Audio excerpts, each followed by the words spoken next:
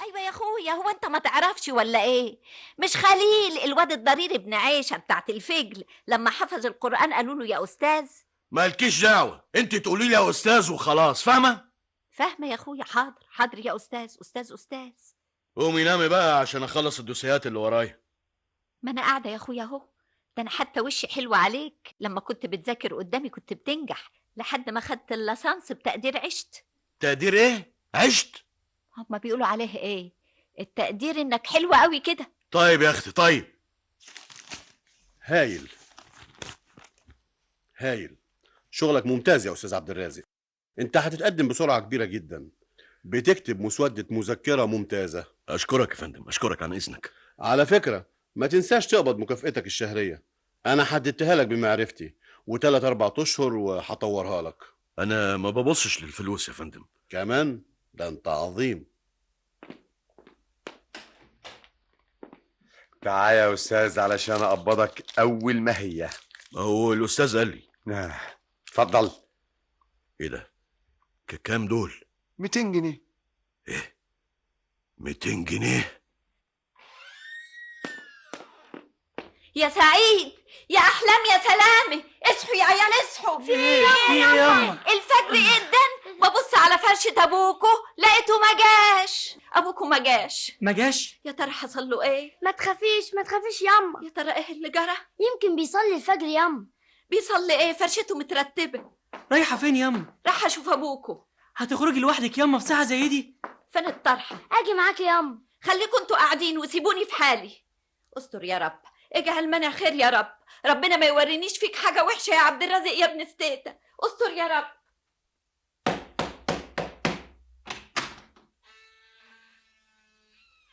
فين العمدة؟ يا فتاح يا عليم يا رزاق يا كريم، صباحنا وصباح الملك لله، مش تقولي صباح الخير الاول؟ فين العمدة يا شيخ الغفر؟ العمده نايم. صحي. ايه حريقه في البلد؟ ألعن. عيله نقراش بتقتل في عيله رشيد. أنا مال ومال نقرشي ورشيد، أطيع الكل. امالها صح العمده ليه؟ ربنا لا تؤاخذنا إن نسينا أو أخطأنا ربنا، ولا تحمل علينا مش ده إصرا صوت كما العمدة ده؟ حملته على الذين استني قبلنا. استني يا زاهي. صدق الله العظيم. مين يا علي؟ دي زاهي يا حضر عمده. صباح الخير يا عمدة. صباح الخير يا زاهي، مالك؟ جوزي يا عمدة. لا حول الله يا رب، إنا لله وإنا إليه راجعون، ده كان لسه صغار. فلا الله ولا فلك يا عمدة. أمال في إيه؟ واحدة جاية لي الفجرية بتعيط على جوزها، يبقى فيه إيه؟ ضربك علقة وكسر لك ضلع؟ يا عمدة اسمعني. ما هي البلد دي من صباحية ربنا ما يجيليش منها غير الدوشة ووجع الدماغ. نعم فيه إيه؟ ما جاش جوزي، ما جاش يا عمدة. ما جاش من إيه؟ ما جاش من مصر. طب وانا اعمل ايه؟ اروح استناه على المحطة، اجيب منادي واخليه يلف مصر على 10 مليون بني ادم يقول يا اللي شاف جوز زيه. جرى ايه يا عمدة؟ هو انا مش عارفة اكلمك ولا ايه؟ يا اخي انت قول الامر، وقول الامر دول لازم يبقى بالهم طويل ويسمعوا وجعة الناس. ده سيدنا عمر بيقول انا مسؤول عن الدابة في الشام ان عطرت رجليه. تقوم انت مش عايز تسمع وجعة واحدة من ناسك واهلك؟ اخصى عليك كده يا عمدة. عيب يا زاهي لما تكلمي حضرة عمده بالطريقات. نقطنا بسكتك انت كمان. الله الله الله، انت هتسيبي العمده وتمسكي في ياني؟ هو اني البردعه؟ جاتك البلا فيك في غباوتك، لما انت تبقى انت البردعه ابقى انا ايه امال؟ تيجي الكحالة تعميها جاتك الغم. اني مش قصدي حضرة عمده، على قد تفكير يعني. خلاص سيبنا المشكلة ودخلنا في البردعة والحمار. انت شادة كده ليه يا زاهي؟ عندي حق يا عمدي، عندي حق. انت راجل مصلي وعارف ربنا كويس، ما تستهينش بوجعة الحرمة اللي زيي. لا حول الله. اقعد اهدي مش قاعدة. اقعدي، ما تقعدي بس اقعدي. انا هعمل ايه في حالة زي دي يا زاهي؟ وانا عارفة، وانا كنت عمدة. هو العمدة مسؤول عن كل راجل يغيب يجيبه؟ راجلي يا عمدة، هاتلي راجلي. طب اقعدي بس اقعدي. الله يلعن اليوم اللي اشتغلت فيه الشغلانه دي. شد تليفوني يا على المركز، خليهم يعملوا نشره في الاقسام والكراكونات والمستشفيات واللازم منه. فلا الله ولا فلك يا عمدة. انت عايز جوزي يدخل مستشفى ولا يمسكوه في كراكون؟ يا بنت الحلال انا بعمل اللازم. هنسال يا جهله. الله يسامحك، واحدة ملهوفة على جوزها وتتشتم كمان. يلا واقف كده ليه؟ حاضر يا عم. اما فيها ايه يا سعيد؟ ابويا جه ياما. يا ما انت كريم يا رب، وكويس وبصحة. ايوه ياما، ولابس بدلة جديدة كمان. طب يلا يلا يا سعيد. كده اهو. يلا يا سعيد خلاص هتمشي. امال هقعد، راح اشوف جوزي. من غير ما تقولي شكرا للعمده اللي قلبت نافوقه. شكرا. على كل حال شكرا يا عمدة، يا نورت بلدنا. منك يا عزبة. امري لله. روح يا اختي لجوزك. يلا يا سعيد يلا. هشكره على ايه؟ مش ده شغله برضه. فين ابوكوا يا عيال؟ فين ابوكم؟ هنا هو يما، ولابس بدلة جديدة وجايب بدل لنفسه حلوة قوي. الحمد لله على السلامة يا عبد الرازق افندي. يا استاذ خير، عسى المنع يكون خير، عسى الظرف يكون. كنت فين؟ وغوشتني، رحت اسال عليك عند العمده، قلت يمكن يعمل حاجه. وليه الفضايح دي؟ فضايح؟ عايز تغيب لمطلع النهار وما تجيش وما اقلقش عليك يا استاذ. يعني هروح فين يعني؟ عيل صغير هتوه؟ بعد الشر، بس برضو قلبي رهيف عليك. بلاش كلام فارغ. فضايح دي ما تعمليهاش تاني. انا في مصر ظروفي مش ضامنها. ده انت عمرك ما عملتها يا استاذ. الوقت والظروف اختلفت. انا في مكتب والمكتب بيلخمني، ممكن ابات كمان يوم واتنين جنب شغلي. تبات برا بيتك؟ امال يعني هقعد جنبك؟ ما قلتش كده، بس عشان العيال وانا محتاجين لك. ايه هرضعهم؟ يا اخويا ترضعهم حنان ورعايه. وشغلي مستقبلي. حاضر يا اخويا حاضر. يلا انتوا يا عيال روحوا البسوا على مدارسكم. مدارس ايه؟ المدارس وقتها راح. طب خشوا. حاضر يما. حاضر. يما. مبارك على الزاكيتة الجديدة. الله يبارك فيكي. حلوة قوي. ودي برضو زاكيتات تانية. دي بدلة كمان ومصان لزوم الشغل.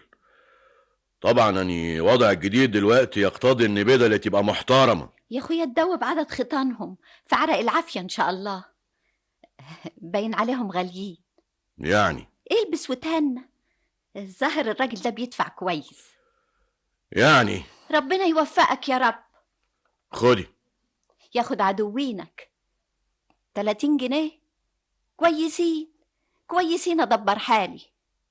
كنت بقول يعني مش كنت جبت لكل عيل زاكيتة ولا شرس كده يفرحوا بابوهم الاستاذ ومركزه. انا ورايا مصاريف كتير، اديتك 30 جنيه للشهر. حلوين يا اخويا حلوين. هقوم احضر الفطار. انا شبعان، هستريح شوية وانزل. على طول كده؟ امنتك امانة ما تبقاش تتأخر علينا، احسن قلبي بيتشحتف عليك. تاني؟ انا قصدي بس عشان مذاكرة العيال. اني هبقى لاحظ كل حاجة. طب يا اخويا ما يحرمناش ربنا منك يا رب. كنت عايزة اقول انا عايز ارتاح. طب يا اخويا نوم العوافي. انا جايب لك القهوه بنفسي يا استاذ. تشكر يا سعاد افندي.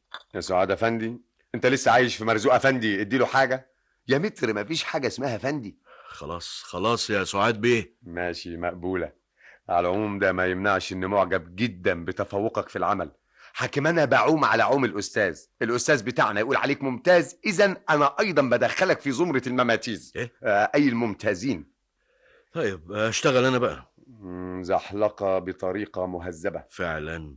بس انا عندي خبر جميل. خير؟ لقيت لك حته دين اوضه في بنسيون يجنن وبسعر معقول، وفي تلفزيون وتليفون وماء ساخن واخر بارد. ايه رايك؟ اشوف. وجنبنا هنا، ودي توفر لك المشوار التقيل اللي بتقطعه من هنا لبلدكم، زائد انك هيكتر حضورك في المحاكم. ممكن يكون عندك شغل الصبح وبعد الظهر، فعين العاد انك تأجر الأوضة دي. اخلص شغلي ونشوفها يا استاذ سعاد. الله، ايه الدلدقة دي؟ دلدقة ايه يا سعيد؟ كل يوم تعمل لنا كوسة بالدمعة بالمية. كل يوم يا سعيد برضو؟ مرة كوسة، مرة بتنجان، مرة قرنبيط، لكن كله دلدقة بالمية. لا في حتة فرخة ولا حتة بطة. ناكل الحاجات دي وابوكوا في وسطينا. انا سمعت ان ابويا منع البط. ما هي امك ما معاش فلوس. لا علشان كمان منظر البط بيزعل ابويا. يجازيكوا يا عيال كلوا وانتوا ساكتين، نعمة واحمدوا ربنا عليها. حتى الاكل اخر طعامي. يا ترى اتغيرت قوي ليه يا عبد الرازق يا استاذ؟ في حاجة ياما؟ بقول الطقس اتغير. الشتا دخل. اتفضلي يا هانم، اتفضلي. ادي يا ستي الاستاذ عبد الرازق. مساء الخير. اهلا وسهلا. مساء الخير يا مدام نيروز. اهلا ست وسهلا. نيروز كانت عند الاستاذ وحبت تيجي تمسي عليك. يا اهلا وسهلا. الحقيقة أنا عايزة أشكرك للمجهود اللي عملته في قضيتي لحد ما كسبتها والحمد لله. ده البركة في أستاذنا الكبير، أنا بنفذ آراءه. يا عيني عليك أنت يا حويط. برضه يا أستاذ عبد الرازق البركة فيك أنت. على كل حال يا ستي ألف شكر. تاخدي فنجان قهوه؟ لا، شربت عند الاستاذ بلتاجي. وماله؟ اشرب تاني. ايه ماشي، اجيب قهوه. اتفضل. ايه ده؟ دي سلسلة مفاتيح وساعة، هدية متواضعة بمناسبة كسباني القضية. بس انا ما عملتش حاجه. هتكسفني؟ لا لا، مش قصدي، بس ما بسش، انا هزعل قوي. كفاية ان وشك حلو على القضية دي بقالها 6 سنين في المحاكم من يوم ما مات جوزي، وكنت حيرانة قوي. اتفضل. يعني انا مش عارف اقول لك ايه. تقبلها مني؟ متشكر جدا. على الله ذوقي يعجبك. القهوه تمام، انا جبتها لك بنفسي مع اني استاذ كبير. هتلاقي فرق كبير قوي بين القهوه دي والقهوه اللي جابها لك الساعه عند الاستاذ. متشكرة قوي. قولي لي يا ست نيروز، نعم. الاقيش عند حضرتك شقه فاضيه؟ للأسف ما عنديش. منين؟ برضو. على كل حال لو أي حاجة فضيت هقولك. زحلقه؟ لا لا أبدا، مش زحلقة. خف يا استاذ سعاد شويه. انا بضحك مع الزبونه يا استاذ. ايه ده؟ على فكره الفستان اللي انت لابساه ده حرير محلاوي، حاكم انا خبير حراير. بس ده مش حرير، ده صوف. خبير. صوف؟ طب هي احرجتني، انت داري. غسلت لك الهدوم، خليتها زي الفل، طبقت لك اللي يتطبق ووديت لي المكواج اللي يتكوي. شوف. حطيها عندك في الشنطه. حاضر. كنت عايزة أقول إيه يا أستاذ؟ نعم. هو خدت بيت في مصر؟ يعني طب ما إذا كان كده ما نيجي كلنا نقعد معاك. عايزاه ناخدك انتي تعيشي معايا في مصر انتي؟ وليه لا يا عبد الرازق؟ ليه لا يا أستاذ؟ اخدك بمنظرك ده ازاي؟ اخدك بجلابيتك ام كورنيش؟ اخدك بدهولتك؟ اخدك بالقمطه اللي على راسك ولا المنديل ابو شراشيب؟ الله يسامحك. على كل حال كل شيء بيتغير. الجلابية ام كورنيش تبقى فستان، اللي بيلبسوه مش أحسن مني. المنديل يبقى شال والقمطة حشمة. إذا مش عايزها بلاش. انت ما يليقش بيكي غير اللي انت فيه ده. يا أخويا كل شيء بيتغير. افرض انه اتغير، وده طبعا مستحيل. طب وجهلك هتعملي فيه ايه؟ ها؟ جهلي؟ الله يسامحك مرة تانية. ومع ذلك الجاهل ما يفضلش طول عمره جاهل. انت كمان كان معك شهادة صغيرة وكبرت، أنا برضو ممكن. بعد ما شاب ودوك كتاب. الله يسامحك المرة دي كمان. انت ما تنفعيش غير هنا، مكانك هنا في الريف. أنا إذا كان عليا مش عايزة أمشي من هنا. أنا عشانك، عشان نبقى جنبك ونستريح كلنا يا عبد الرازق. ومين قالك ان انا تعبان؟ احنا اللي تعبانين يا أخويا، ناقصنا أنت. انا مش بديكي 30 جنيه كل شهر، عايزه ايه؟ 30 جنيه يعملوا ايه يا عبد الرازق؟ مع ذلك الحمد لله، ربنا يديمها نعمة. اسمعي، الموضوع ده ما تجيبيش سيرته تاني، انت فاهمه ولا لا؟ فاهمة يا أخويا، بس ما تزعلش نفسك. خلاص أنا فلاحة بنت فلاحة ونصيبي كده. شنطتك جاهزة كده اجراءات تنفيذ الحكم جاهزه. خلال اسبوع ان شاء الله هتقدري تستلمي اغلب ممتلكاتك. يعني مش هيقدروا يعملوا لنا مشاكل تاني في الحكم؟ لا ما افتكرش، هم استنفذوا كل العراقيل اللي كانت قدامهم. تعبتك معايا يا أستاذ عبد الرازق. ده واجب عليا يا مدام نيروز. أنت راجل تستاهل كل خير. يا ترى لو سمحت يا استاذ، الاستاذ بلتاجي بيه عايزك حالا دلوقتي. مين؟ مدام نيروز. يا اهلا وسهلا، يا اهلا. ايه ده بقى دلوقتي حضرتك بقيتي تدخلي مباشرة دون المرور عليا ولا ايه؟ ما احنا برضو الخير والبركة يا مدام نيروز. طبعا يا أستاذ سعاد. بس تصدقي ان انا ادركت انك هنا دون ان اراكي؟ إزاي؟ من الرائحة، ريحة حضرتك العطرة جايبة من الزمالك لجاردن سيتي مرورا بوسط القاهرة. يلا شم يا أستاذ عبد الرازق واستمتع بعطرها الخالب. عطرها الخالب؟ أيوة الخالب، والخالب جدا كمان. عطرها الخلاب يا أستاذ سعاد. صحيح. عديلي دي جل من لا اسمه. ميرسي قوي يا سعاد افندي. عطور دي باري مش كده؟ أظن ده صح بقى يا أستاذ عبد الرازق. عن إذنك أشوف الأستاذ عايز إيه. طب أنا همشي وفي انتظار حضرتك الأسبوع الجاي. وهو كذلك.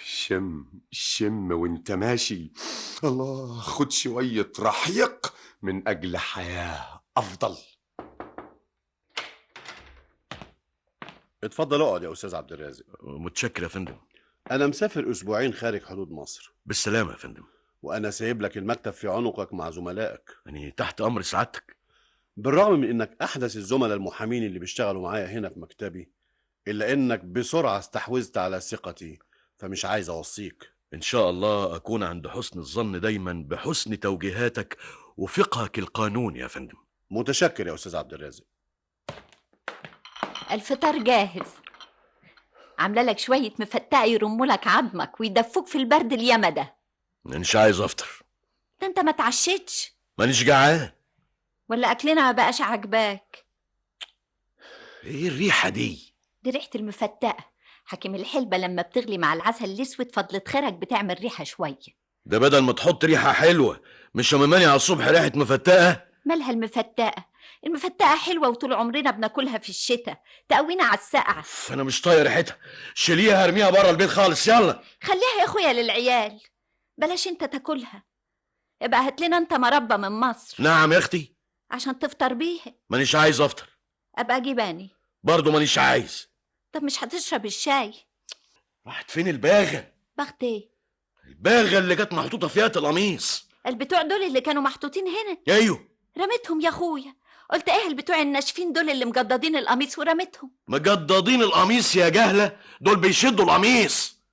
يا اخويا الحاجه اللي ما فهمهاش علمها لي.